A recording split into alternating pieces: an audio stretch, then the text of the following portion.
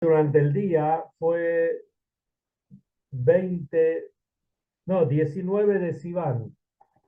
19 de Sivan, yo me estaba adelantando, 20 es ahora la noche. Dice así, en el mes de Marheshvan del año 5613, 1820, 20, perdón, 1852, perdón, no veía bien. El Rebbe Tzemach Tzedek fijó, además de sus estudios regulares, un periodo de estudio regular diario de 2 horas y media con mi abuelo, dice el Rebbe anterior. Rabbi Shmuel, el hijo del Rebbe Tzemach Tzedek, que luego pasó a ser el Rebbe Maharaj. Y dice, en invierno estudiaban desde las 10 de la noche, 2 horas y media, y en verano desde las 4 de la madrugada. Durante 2 años estudiaron Kabbalah con la interpretación del Hasidut.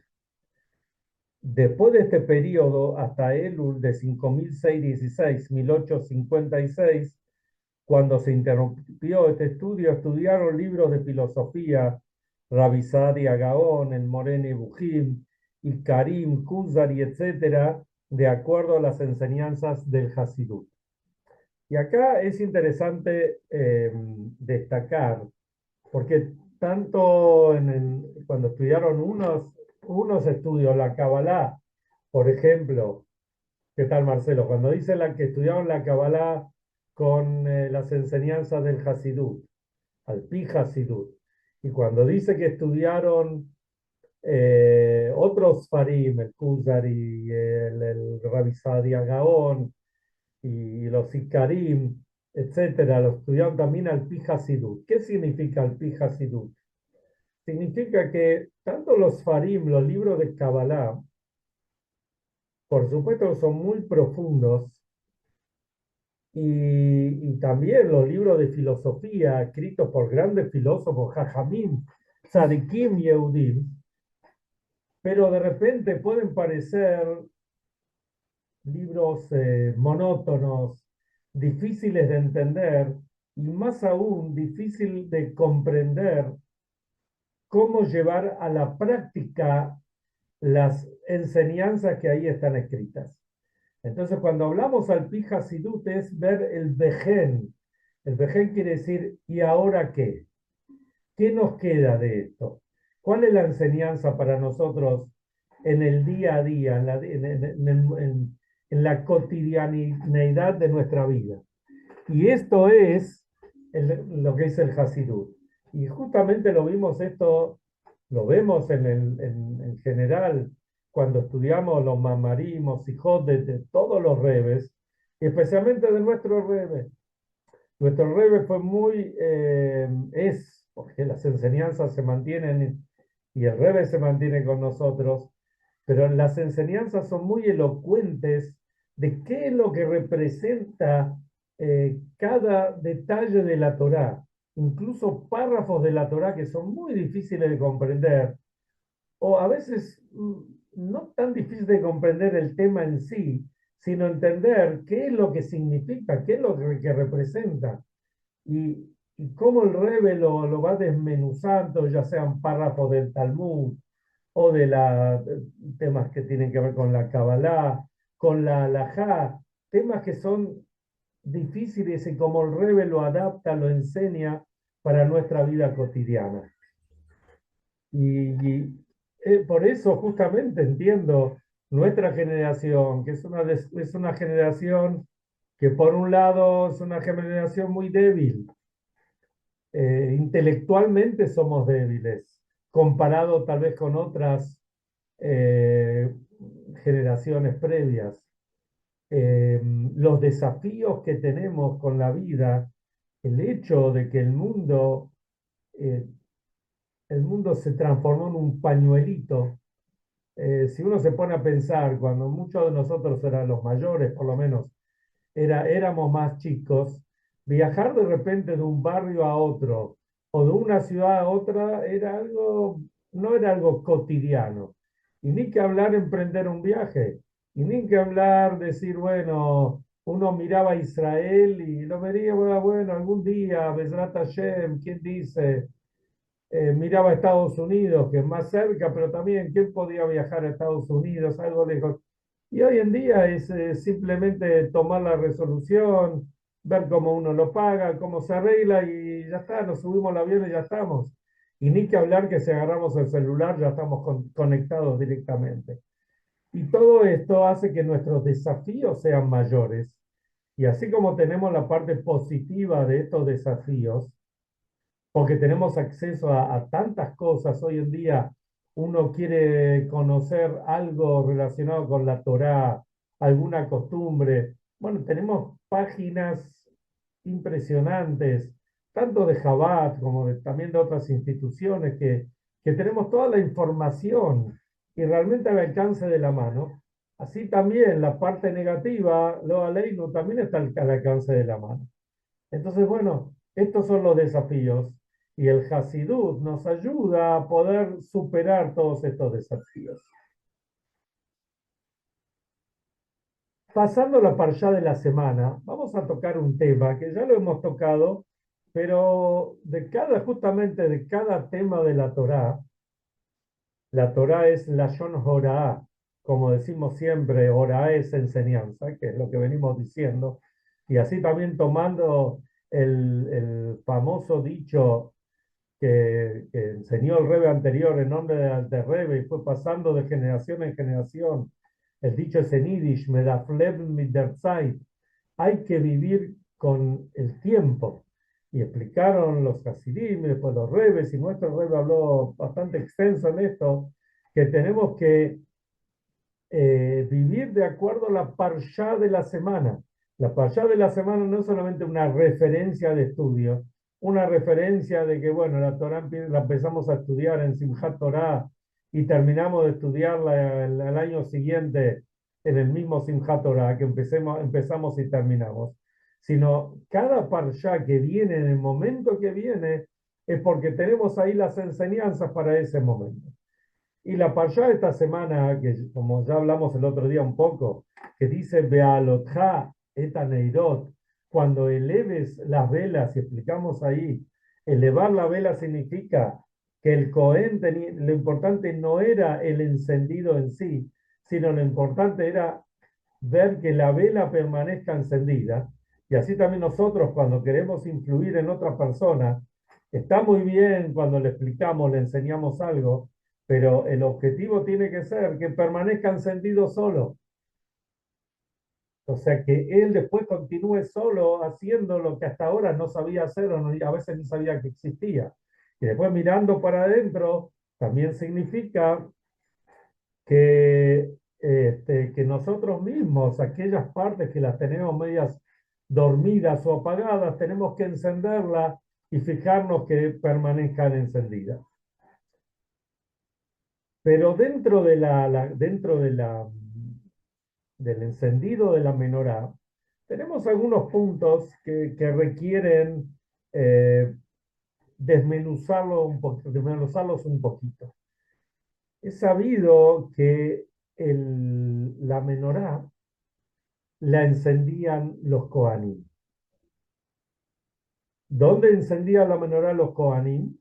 Los Kohanim pero lo encendían en el recinto que se llama Kodesh, que es el recinto en el Bet HaMikdash, en el templo, o también en el Mishkan, en el santuario del desierto, cuando estaban ahí en el Mishkan, en el tabernáculo, se encendía en la parte que está antes del Kodesh HaKodashim, antes de la parte más, este, digamos, más santa de todo el templo. Cuando uno piensa en una menorá, ¿para qué es una menorá? Una menorá que encendemos es para que irradie luz,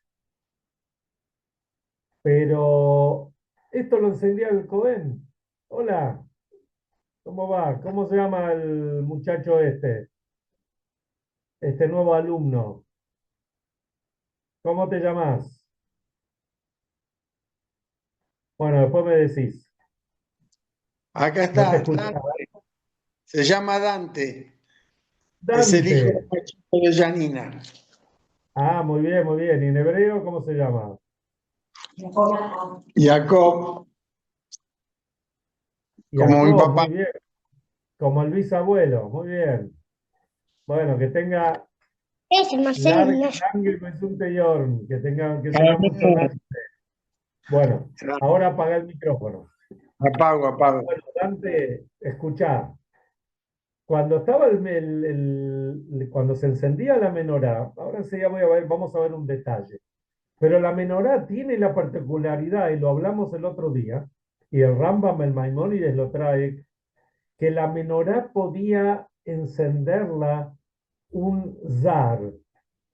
Zar quiere decir alguien que no era un Cohen, o sea, un Israel, podía encenderla. Ahora, ¿qué pasa? Como el Israel no puede este, entrar a esa parte, al Kodesh, porque ahí solamente entraban los Kohanim, entonces se le podía sacar la menorá afuera, al Ezrat Israel, al lugar donde podían ingresar los, la parte de los Israel, él la podía encender, pero no se la dejaba ahí, sino a la menorá había que llevarla de vuelta al recinto del templo. Entonces vemos, decimos que la menorá es para encender, pero no se mantenía encendida. Entonces, ¿qué aprendemos de esto? Se mantenía encendida, pero para los Kohanim. El resto del pueblo no la veía. Así también, esto lo podemos relacionar con las ventanas que tenía el templo. El templo tenía la figurita del mundial. El templo tenía la particularidad que las ventanas normalmente, especialmente en aquella época, eran angostas, perdón, angostas por fuera y anchas por dentro, para que la luz que entraba de afuera se expanda adentro. Sin embargo, las ventanas del templo eran al revés, eran angostas por dentro y anchas por fuera, justo al revés. ¿Cuál es el sentido? Eh, y acá vemos también el tema que, primero, ¿qué aprendemos que una persona que no era un Cohen podía encender la menorá? Ahora enseguida vamos a ver los detalles, pero el hecho de que podía encender la menorá es una enseñanza que cada uno, lo que hablamos el otro día, cada uno puede encender la llama que hay dentro de otro Yehudi. Esto lo podemos y lo tenemos que hacer nosotros. Más aún, cada Neshama viene a este mundo, cada Neshama tiene lo que se llama un Nitzutz Eloquí, una chispa divina, que con esa chispa es lo que le da vida y es el alma divina. Entonces, esa chispa divina que tenemos cada uno de nosotros es para cumplir una misión que tenemos nosotros acá. Y esto es lo que trae el Tania. Y fíjense qué interesante. Las huellas digitales. Las huellas digitales, no hay dos personas entre los 7.000, 8.000 millones de personas que habitan el mundo que tengan exactamente la misma huella digital. No existe. Pero miremos más aún. Si miramos las generaciones previas, tampoco hay personas en todas las generaciones, que son miles y miles y miles de millones de personas que habitaron el mundo, no hay dos personas que tengan exactamente la misma huella digitales. ¿Cuánto más aún esto es una enseñanza para nosotros? Porque lo que pasa en nuestro cuerpo es un reflejo de lo que pasa en nuestra alma. Cada alma tiene una misión especial y no hay dos almas iguales. Sí, marido y mujer somos parte de un mismo alma, pero cada uno tiene su particularidad y cada uno tiene su misión que cumplir. Cuando nosotros hablamos con nuestros hijos y cuando estamos con nuestros nietos o con otras personas que tienen hijos y nietos, también tenemos que explicarles Y de esta forma hay que educar a nuestros hijos, es que cada uno es único. No sé, otras veces la gente dice, no, ¿cuántos hijos tengo? ¿Cuántos hijos voy a tener? O, una cosa no tiene nada que ver con la otra, porque cada Neyamá que viene acá al mundo, que Hashem manda al mundo, porque cada uno tiene una misión que cumplir. Si no, Hashem no la mandaría. Eh, había un profesor afroamericano que hoy en día se transformó en un gran profesor ahí en una de las universidades americanas. Él contaba que cuando era chico era muy pobre. Ustedes saben que, no sé, hasta los años, fin de los 60 o principios de los 70, la gente de raza de color en Estados Unidos no tenían derechos. Por ejemplo, había baños especiales para ellos. Cuando subían a un colectivo tenían que entrar a la parte de atrás. Y así también había una gran discriminación. Y él se acuerda cuando era chico, él con el hermano, todo lo que sufrían por eso. Y todo la discriminación que había con ellos y la pobreza que tenían, vivían en una casita. Bueno, una vez se mudaron a un edificio, tenía ahí un departamentito, y él cuenta que vino una mujer yehudí, una mujer judía, y les trajo un platito con, supongo, unas galletitas con mermelada. Y dice, ya era una persona mayor, dice, nunca se va a olvidar porque no era solamente la galletita con la mermelada, que era algo rico, sino lo que representaba que esta mujer, ellos no podían creer que la mujer judía le trajo a ellos, a estos dos chicos, dos chicos de raza negra, le trajo estas galletitas con la mermelada. Entonces él entendió que cada uno, justamente cada uno tiene una misión. Por eso ¿qué decimos? Que la menorá la podía encender un zar, un extraño, o sea, alguien que no era Cohen. Esta es la historia de cada uno y uno de nosotros, que cada uno y uno es único. Y no importa dónde vive, cada uno puede transformar el mundo. O sea, todos podemos encender la menorá. Pero tenemos que saber que la preparación para la menorá, la preparación era que el Cohen se acercaba y sacaba las mechitas que ya estaban usadas, sacaba las cenizas, limpiaba, preparaba las nuevas y después lo encendía. Eso lo puede hacer solamente el Cohen. ¿Por qué? ¿Cuál es la particularidad del Cohen? El Cohen tiene muchas cualidades esenciales del lado de su Neyamá. Pero una de las cualidades centrales que tenía, que algunos pueden pensar que era no una cualidad, no una ventaja, casi una desventaja, es que cuando se dividió la tierra de Israel entre todas las tribus, los Kohanim no recibieron nada. Como dice la Torá, Hashem unahalatam. Hashem ellos son parte de Hashem. Ellos tienen que dedicarse al servicio de Hashem, por eso estaban en el Bet HaMikdash y recibían la terumá, los Levim recibían el Maaser y muchos otros regalos, como cuenta la Torá, justamente acá dentro de 2 semanas tenemos Parshat Korach y ahí trae todos los regalos que recibían los Kohanim, pero propio no tenían nada.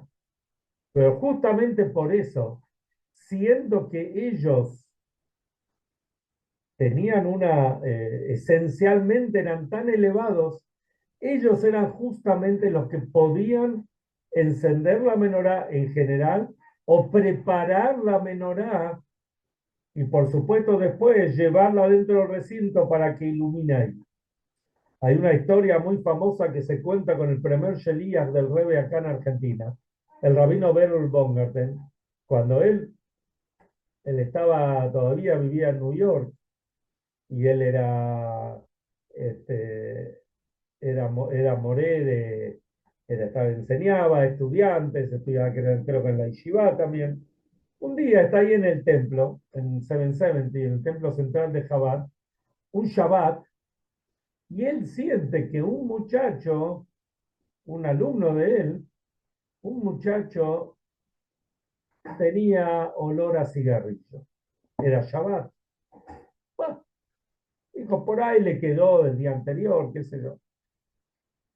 Pero al Shabbat siguiente y al otro Shabbat vio que, o sintió, mejor dicho, que el olor persistía. Entonces se dio cuenta que este muchacho fumaba en Shabbat. Entonces era incompatible con el hasidismo y con ser un alumno de la yeshiva, etc. Entonces le escribió al Rebe. El Rebe directamente le contestó, le dijo, mirá en Abot de Rabinatam, capítulo 12, que es un midrash. Y ahí habla, justamente en ese lugar, habla lo que dice la Mishnah, que estudiamos el Shabbat pasado, lo que dice Hillel, Edem Talmidam Shel Aarón a Cohen. Sé de los alumnos de Aarón a Cohen. Ama la paz, persigue la paz y ama las criaturas por el solo hecho de ser criaturas y los acerca a la Torah. Entonces, la forma como el tema no es, digamos, amonestarlo o gritarle o tirarle la bronca, como se dice, porque el tipo está fumando en Shabbat, sino acercarlo por el otro lado. Y a la larga va a dar, va a rendir sus frutos. Pasaron muchos años y un día está ahí en el templo y alguien lo vino a saludar al rabino Bongarten, a la Shalom, y le di un muchacho así todo jasídico, con barba, con sombrero, tzitzit, afuera, todo. Y el rabino Bongarten no lo reconoció. Le dice, ¿sabes quién soy yo? Yo soy ese muchacho que fumaba en Shabbat, pero vos nunca me dijiste una palabra. Entonces vemos que si nosotros, como el tema de la menorá, si nosotros sabemos ser como los Kohanim, que los Kohanim sabían cómo preparar y cómo prepararse, y sabían cómo hacer, cómo acercarse a otros Yehudim, como sabido lo de Aarón a Cohen, que le acercaba a las criaturas y cuando había gente que estaba distanciada o peleadas uno con los otros, primero le hablaba a uno, después le hablaba al otro, le decía, mira, tu amigo lo noté muy mal porque está distanciado de vos, y al otro le decía lo mismo, el día que se encontraban, así dice el Midrash, ahí se daban un abrazo. La Gemara habla sobre una mujer que se llamaba Kinjit. Esta Kinjit tuvo 8 hijos, que los 8 hijos fueron Kohanim Gdolim. Pregunta, ¿por qué tuvo tantos zehut de que los hijos sean grandes Kohanim? Por un lado dice que las paredes de la casa nunca vieron un pelo de ella. Tan cuidadosa y meticulosa era. Y eso hizo que dé tanta ashpa'á, su, su conducta le dio tanta influencia a los hijos, que los hijos llegaron a ser Kohanim Gedoli. Entonces, esta es la forma como tenemos que conducirnos. Y para terminar, algunas historias a veces se repiten, pero primero que el público se repite y a veces uno se olvida. Y lo más importante es la enseñanza que sacamos. Uno de los primeros ministros que tenía mucho kesher, mucho contacto con el Rebbe, era Menachem Begin. Cada vez que iba a New York también, por lo general lo iba a visitar al Rebbe. De hecho, me acuerdo en el año 77, cuando él fue elegido primer ministro, que fue la primera vez que alguien que no era del partido Abodá fue elegido, él vino a New York, vino a hablar, tenía que ir a Washington, pero antes de ir a Washington, están los videos, lo pueden buscar en YouTube si quieren. Antes de ir a Washington, él fue a visitar al Rebbe, que hubo un operativo impresionante. El Rebbe lo recibió, lo salió a recibir, después lo despidió. Y él dijo, tengo que ir a hablar temas muy importantes con Washington, y antes de eso vine a pedir la brajá y el consejo del rey. Una de las veces que Begin lo fue a visitar al Rebe, cuando se estaban despidiendo, el Rebe le dice, mira, necesito que me hagas un favor. Él ya tenía en primer ministro, tenía todo un itinerario ya armado para volver a Israel. Le dice, mira, necesito que pares en Francia y vayas a visitar a una persona. Entonces le pregunta Begui, le dice al Rebe, pero yo, ¿qué puedo hacer yo? Le dice, y aparte yo tengo tantos compromisos, tengo que rearmar la agenda, no es algo sencillo. Aparte ustedes saben, sabemos todos que los temas de seguridad, especialmente para las autoridades israelíes, es un tema muy complejo. El Rebe le dijo así, recibí una carta de una señora desesperada que la hija, no Aleinu, se estaba por casar en un lugar no judío, con alguien que no era judío. Y la madre estaba desesperada. Entonces dice, cuenta, cuenta el Rebe, le dice, yo estuve averiguando y esta mujer, esta chica, es fanática tuya. Le gusta, sabe toda tu vida y lee todo lo que aparece tuyo. Si vos, por eso te pido que vayas, que cambies el itinerario. Rebe le dijo, yo te voy a pagar todos los gastos extra que tengas, pero por favor anda a visitar a esa chica. Imagínense, bueno, vengan al final, si el Rebe le pide, le dice, aparte el Rebe le dijo un favor personal, no le podía decir que no, y la fue a visitar a esa chica. Obviamente, cuando la chica vio que el primer ministro de Israel paró en Francia solamente para ir a hablar con ella, y aparte el ídolo de ella, entre comillas, bueno, obviamente que hizo aliá y armó una familia judía y todo bien. Este es el punto.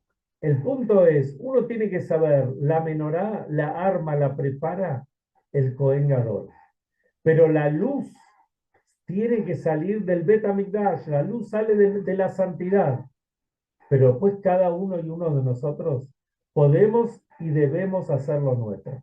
Que hacer lo nuestro significa hacer de este mundo una morada para Hashem, lograr y tratar e intentar que cada Yehudí haga y cumpla su misión en este mundo que es única.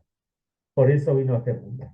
Que tengan un Shabbat Shalom, un Mevorach, pasen hermoso, pasen lindo, nos vemos Bezrat Hashem el Martes. lunes acá en este Shiur. Shalom. Shabbat Shalom.